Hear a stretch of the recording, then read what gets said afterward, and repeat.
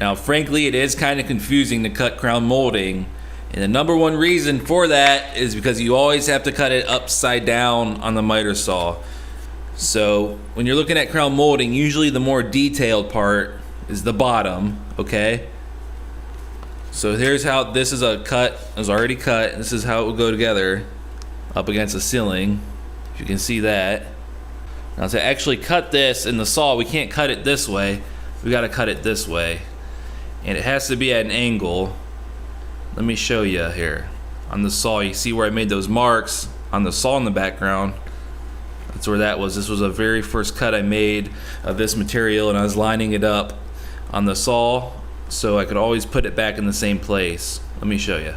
Okay, so you first have to determine where your crown molding is at 45 degrees up against this fence.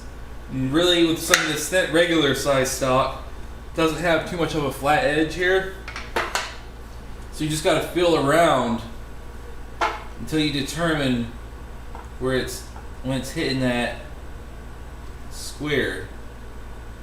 And for this case, you can see I already had a line drawn on the saw. Right there is where I was cutting them at. That was my reference point. So once I determined that was at 45, I took a marker and drew it there. This one is hard to really determine where it's at on this type. Now I'm going to be cutting a fatter molding for my bathroom here, which I'll show you, and it's I might not even make a mark on it because it really pops in there and locks in place on the 45. So to make this cut for the end of your miter, if this makes any sense here, to do this. So here's an inside corner, and now to do the piece, this piece that would be over here, you got to flip it this way and do it like this, and put your saw at a 45 this way. Oh, I'm bumping the camera. You got to put your saw at 45 this way, and then line it up right there, and boom. I'm showing you the wrong line. It was a sticker one. When I originally started messing with it on this saw, I screwed up too, and I put it this way, and I'm like, oh, okay, that'll be 45, but no, it's got to be upside down. So then it's this way, going by this, and it worked out just fine too.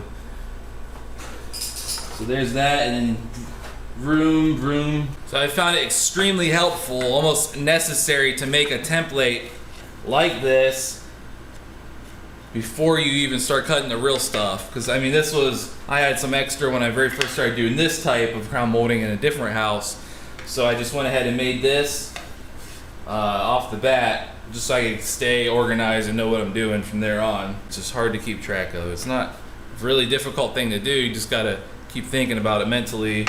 Okay, it's the bottom side with the detail. That's always usually going to be your bottom side with crown molding, is the one with more detail, and it's not as obvious on this one as it is on. Now this is the crown. Now this is the crown molding I'm going to be putting in my bathroom. You can see the detail is a lot more obvious that it's this side here that will be the bottom, because this stuff is a lot thicker. So it'll go like this. Because I want that type of cut, I put that on my new piece of crown molding just to make sure I don't make a mistake. You see now it's going to be cut this way.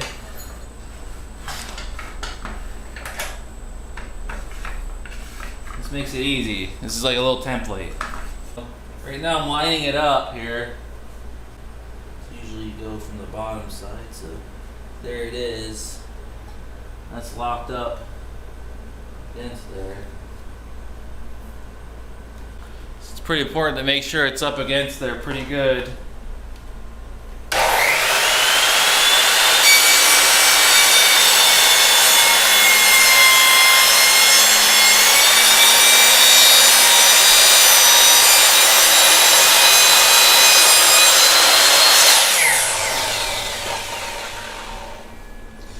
Well, I was holding it down with this hand really well. Just made sure that I cut it nice and slow and got through it cleanly without moving it. So once you have one side cut, it's pretty easy to determine which way this one should be cut. Well, first of all, it should be the opposite way of that side, but if you look at it, that's coming this way. It's like a trapezoid. This should come that way. It's like to form a triangle or a trapezoid type of shape. So you have to flip your miter saw that way, and of course the piece has to be upside down. It always has to be upside down. Hold this stuff up against here and make sure you don't cut your fingers off in the process.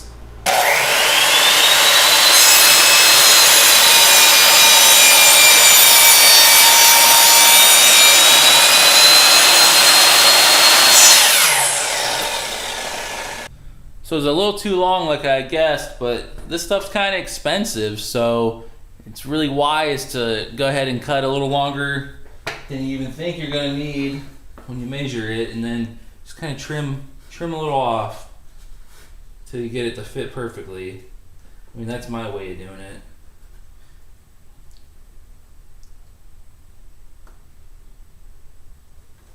Let's see.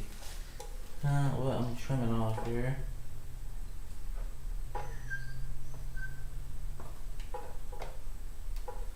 I'll go for that.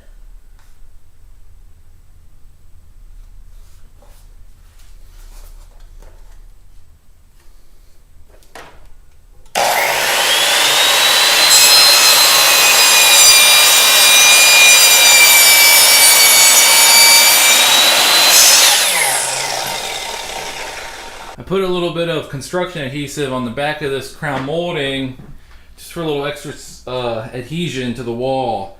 I'm not even locating my studs out. I'm just gonna pop some nails in, hopefully hit a couple of them. I know where one is over there.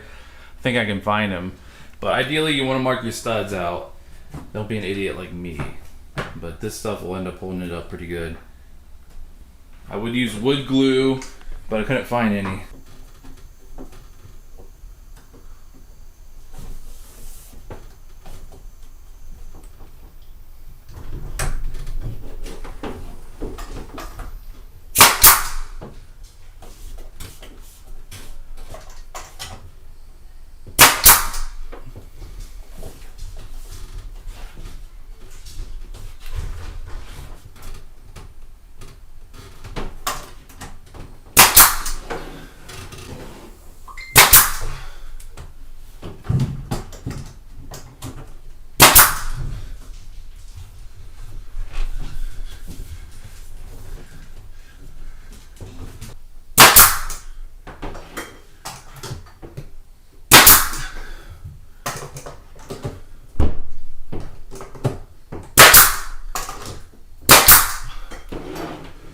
So this project fell apart a little bit. I mean, obviously I completed it, but when I shot this video, this was a while ago. I'm actually editing this quite a long time after I shot this.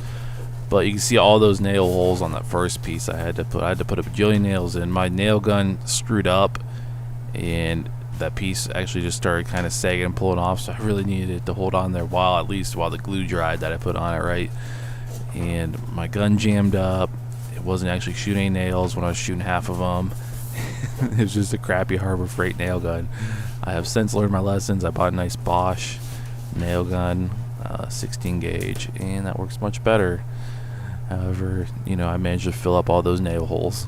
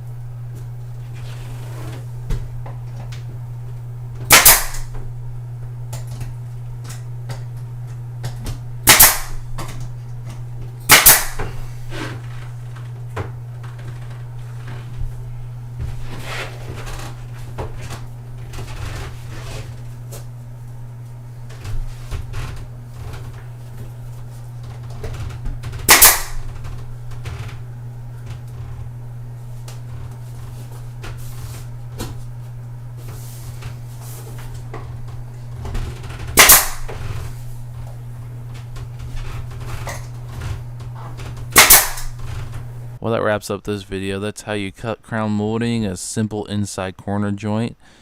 Best of luck to you. It can be tedious, you know. Your walls, no walls are perfectly straight. So you go to cut these at 45, and you know the smaller stuff, the regular size crown molding, is much easier to get together and make a nice looking joint. This big stuff, it's pretty tough. I gotta be honest with you. That's more advanced level. I was not at the advanced level here of doing it. There was a couple little gaps and stuff. I ended up caulking them, and it's fine. That's the nice thing about using white crown molding. If you're doing real wood, oh Lord, if you have any doubts about it, you might as well get a professional to do it. I couldn't imagine some of it.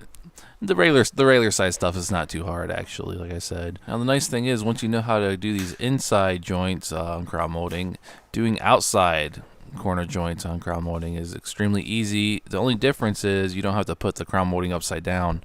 So you just put it right side up on the saw, same method, 45 up against the fence on the saw, and cut it out of 45.